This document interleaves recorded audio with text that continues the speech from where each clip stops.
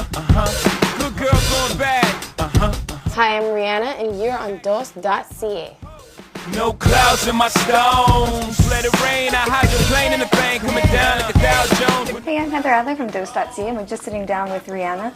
Now, your brand new album, Good Girl Gone Bad, just been released and went straight to #1. How did you celebrate? I haven't celebrated yet.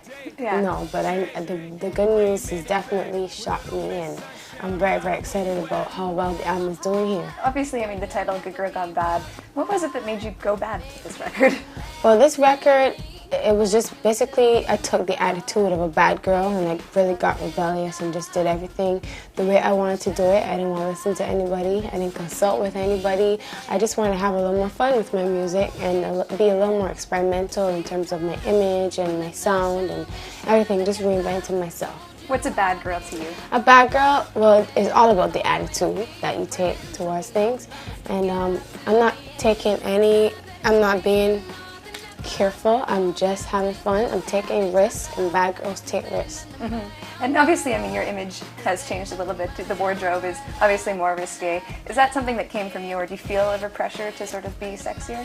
Not at all, actually. When I dress in a sexier way, I actually feel pressure to hold back.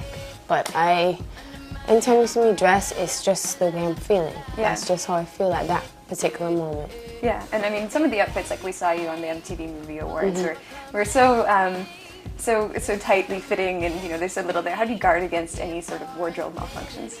Well, I have to be able to. That's one of the first things we look for when we do a fitting for a performance, is that the stuff wouldn't move. It has to be pretty secure. Yeah, absolutely.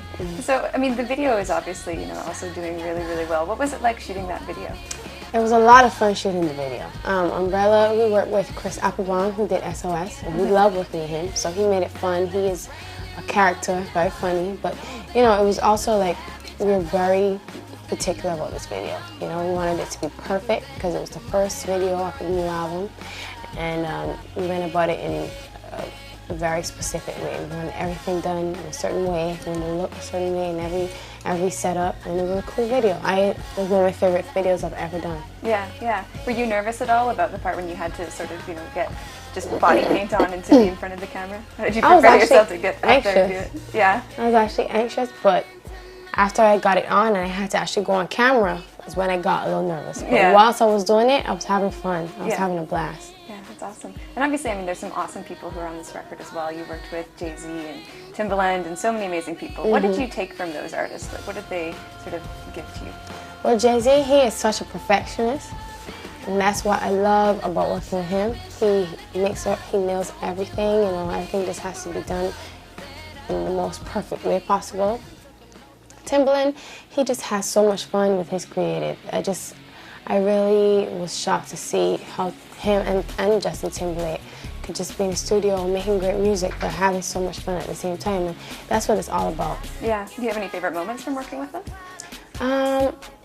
One of my favorite moments is definitely when we were doing Rehab and Sell Me Candy. Those two songs are my favorites. Some of my favorites on the album, but it's an honor to work with Justin. He's a fun guy, he's a great artist, very talented person, so it was cool working with him too. Did they give you any advice? No. No? Don't need it? No, they didn't give me any advice. We just were all about having fun. They didn't really want to seem like teachers or whatever. We just had a blast. I mean, you hit success so early on, at such a young age, and I mean, did you feel like you had to grow up really quickly between the last album and this one now?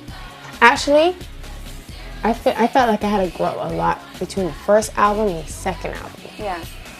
But between the second and third, the space between was not much. But I didn't feel like I had to force myself to grow up or anything. I just felt like this is who I am now. I'm just going to do it according to how I feel, what I feel like, what I want to do, and I just did it. I didn't feel like I was forced to grow up a lot for this album at all. Well, I know you grew up obviously in Barbados, and I read that you used to sing in the shower and your neighbors would complain about it. When you look back now to like that girl, what do you think? Like when you look back on your former self? I laugh about it. Yeah? All the time. I mean, it's just crazy to me. I'm just like, Wow, I remember those days. It's crazy. Yeah. Have you ever seen the people who complained about you singing in the shower after that? Yeah. Every time I go back to Barbados, I see them. Yeah. Yeah. They don't complain anymore. No. What do you miss most about it? I miss my family and friends the most. I miss being able to party with my friends. I party freely without any care.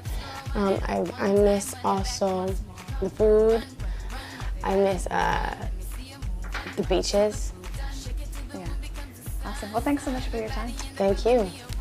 If you ready to move, say yeah. One time for your mind, say yeah.